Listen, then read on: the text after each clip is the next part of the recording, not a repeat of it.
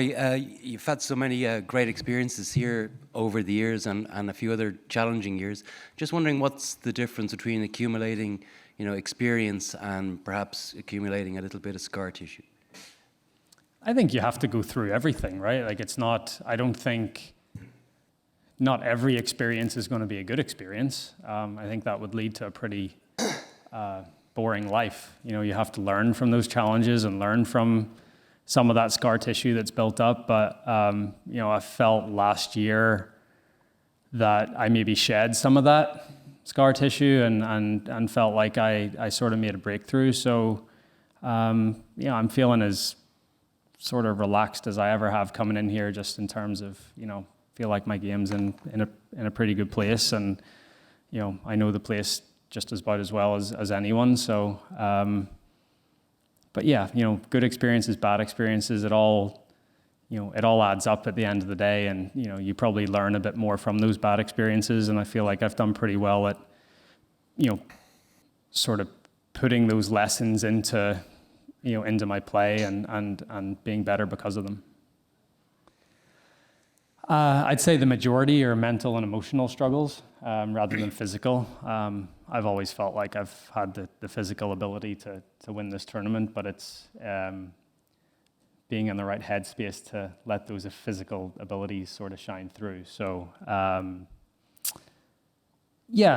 there's, going back to Gary's question, a few moments ago, it's been, tentative starts, not, putting my foot on the gas early enough. It's been, I've had a couple of, bad 9 holes that have sort of thrown me out of the tournament at times. So it's sort of just like, I've got all the ingredients to make the pie. It's just, putting all those ingredients in and setting the oven to the right temperature and sort of letting it all sort of come to fruition. But I know that I've got everything there. It's just a matter of putting it all together. Rory, not to put too fine of a point on it, but you gestured toward that photo earlier. Is there any sort of carryover effect from that moment and that feeling to now?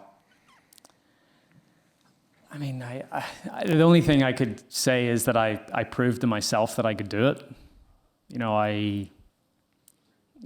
As much as I didn't really get into contention, there was a part of me on that back 9 last year that thought that I had a chance. And to play the way I did and to eagle 13 and to have those feelings,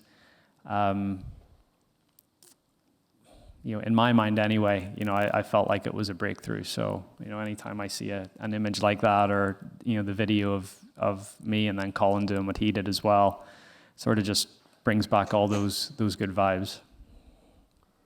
Nick?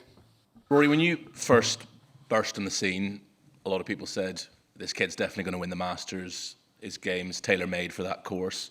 All these years on, do you feel that way about the course? Do you feel as if it plays to your strengths, perhaps more than any other major venue?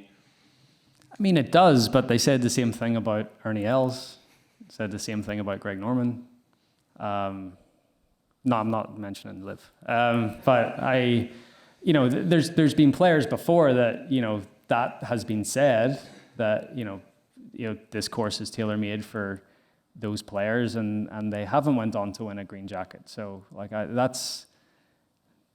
that's always in my mind too. It's like, it's not just because a place is deemed, perfectly set up for your game, doesn't automatically mean that you're going to win it one day. There's more to it than that. There's also been players that you would think this golf course wouldn't set up well for them, and they've went on and won a green jacket. So, look, it's a factor, and, it's nice to know that I come back to this place every year and that, if I play the way I know that I can, that I should have a good chance. So,